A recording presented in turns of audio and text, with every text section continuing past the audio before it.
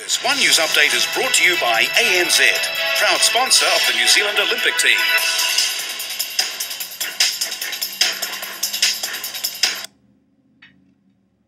Welcome back. Euthanasia, or death with dignity, has long been a contentious issue in New Zealand, with a number of high-profile cases and attempts at legislative changes over the years. Labour MP Maryan Street is the latest who wants to change the law and says her assisted suicide bill will allow people who have a terminal illness the opportunity to determine how and when they die. Shortly, Ms Street and Canadian anti-Euthanasia campaigner Alex Schadenberg will debate the issues, but first this from Damien Christie. Sean Davison knows all too well the issues surrounding the euthanasia debate.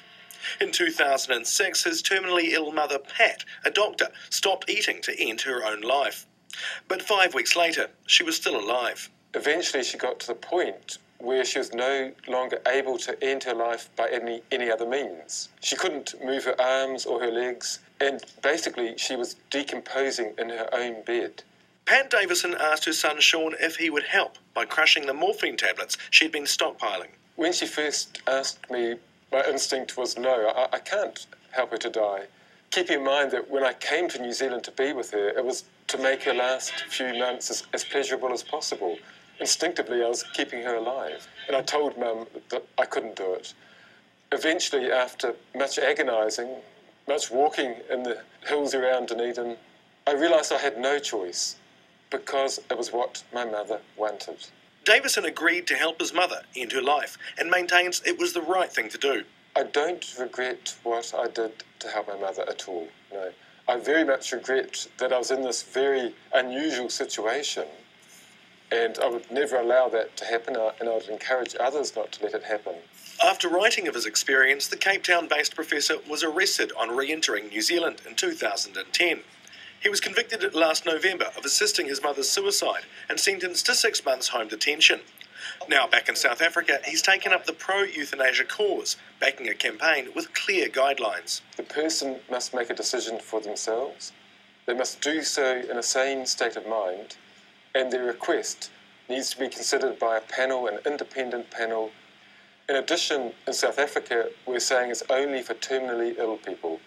In New Zealand, the legislation that Maryan Street is introducing goes a little bit further and addresses those who are suffering at the end.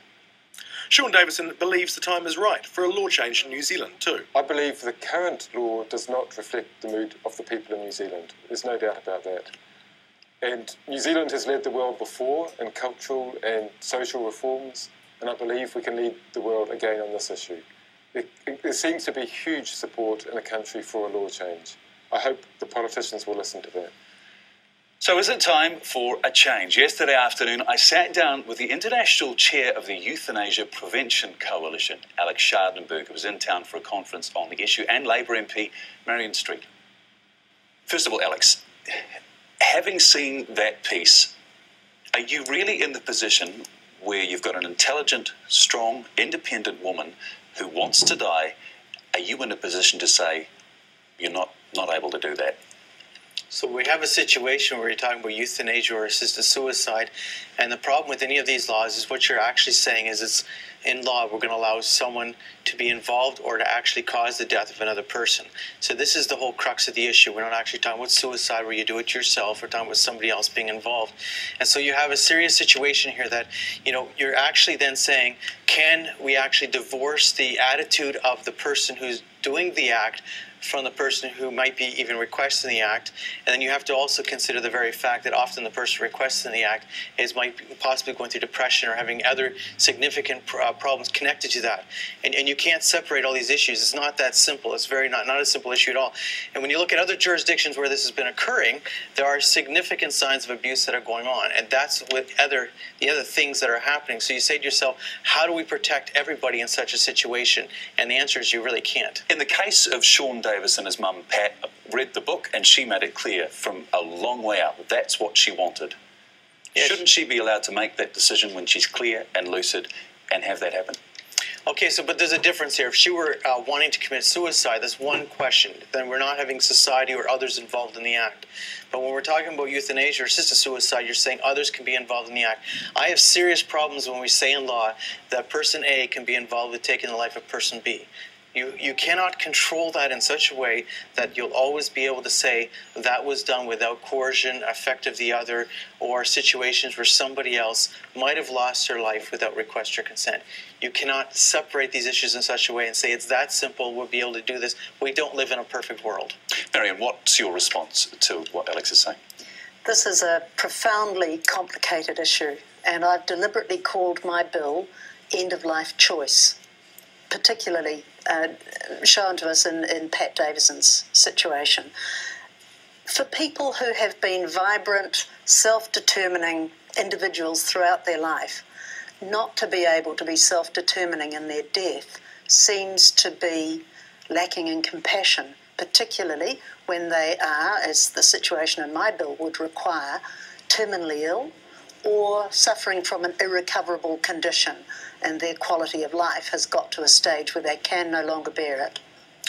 What about when the situation can go wrong, and it could go wrong? There is scope for this to go wrong. Most people aren't going to be like Pat, so well informed, she was a doctor, so well prepared.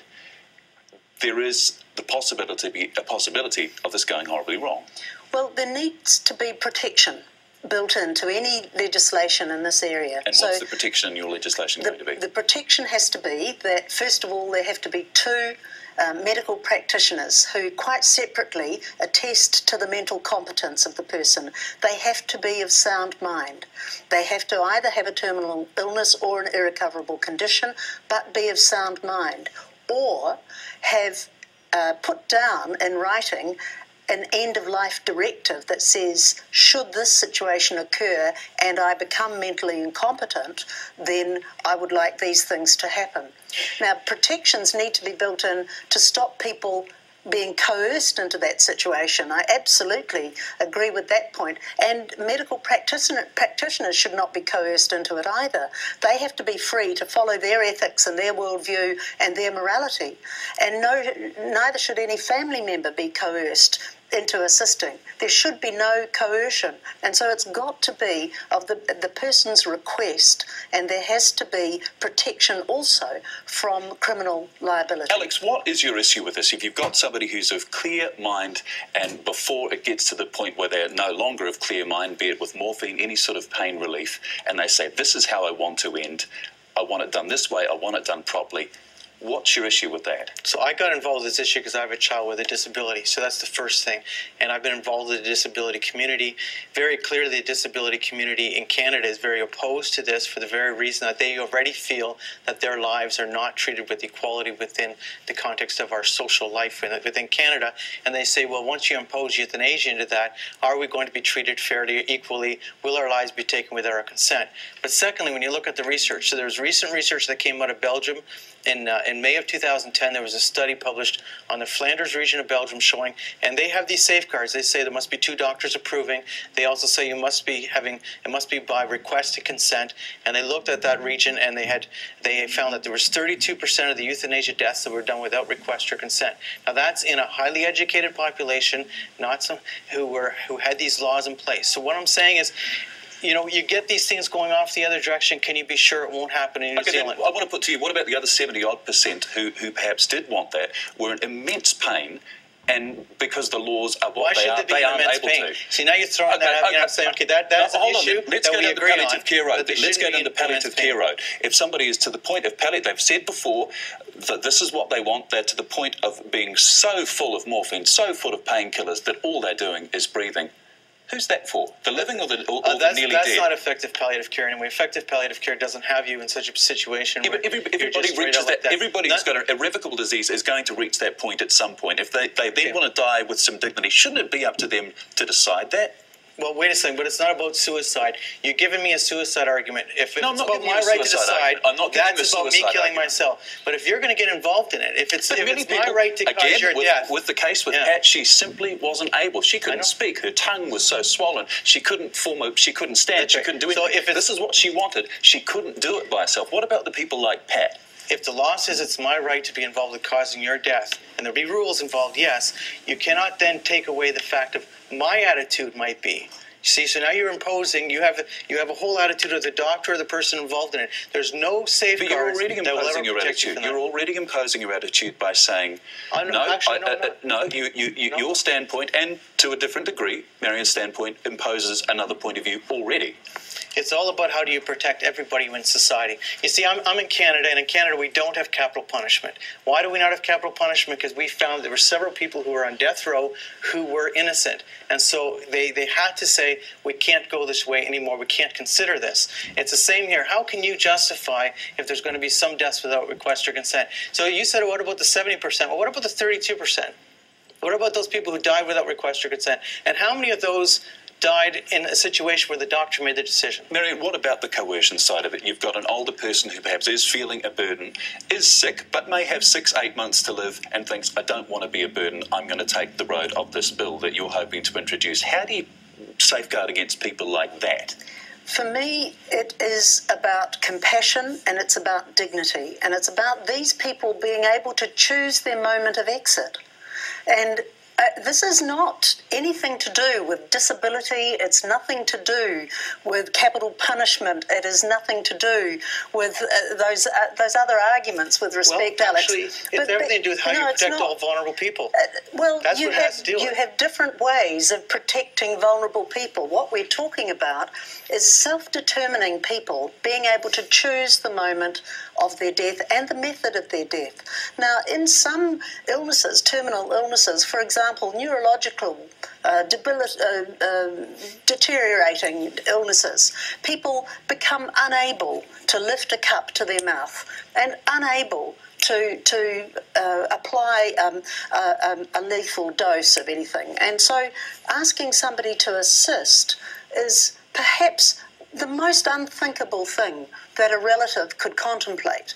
But in the end, it may be the best thing for that person, and it is their wish, as long as it is their wish. And if the safeguards in my bill are not strong enough, then let's put it to a select committee. Let's get some submissions. I want to ask you both a question quickly. First of all, Alex, have you been in the position where a loved one or a relative has been that sick, there was no way out, they were in pain, palliative care or not? Yes, absolutely, without a question.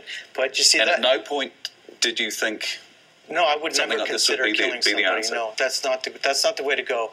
The way we go is we provide proper care for our citizens. If you consider how you can't separate this issue from the possible depression that might be involved in it. You can't separate it from the decision of the few. And there are also some physicians who will not be as careful as others. So when we're considering this, we're saying, well, we're going to set up a whole bunch of safeguards. These are the, how would you say, the hurdles that we must jump in order to accomplish an end. And when someone is really in favor of that end, they're less likely to consider the hurdle as being so high. We're going to just find our way through that. Maryan, have you been in that position?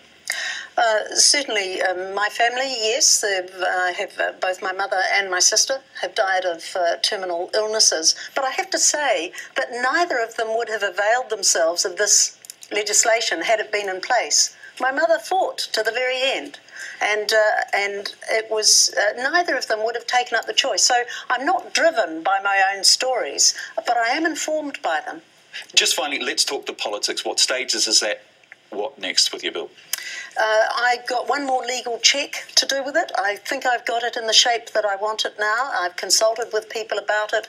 One more legal check, put it through to the Office of the Clerk for getting into the right format, and then it'll be ready to go into the ballot. There are no level of safeguards that will ever be safe for all people. It's simply not. And when you consider conditions people get into in a very difficult circumstance when they become vulnerable and dependent, you can't protect against that, especially when you consider what's happening in our area around elder abuse. Alex, one thing I do have to ask you, are you coming at this from a moral point of view, a medical point of view, or a religious point of view? Actually, none of them. I'm coming from a social point of view. I'm suggesting that this is simply not safe within a society. We just don't go there because what you're doing is you're allowing person A to cause the death of person B, and you can't assume that those people will share an ethical perspective of maintaining safety. It's just not going to happen. All right, Alex Schadenberg and Maryan Street, thank you both very much for your time. Thank you.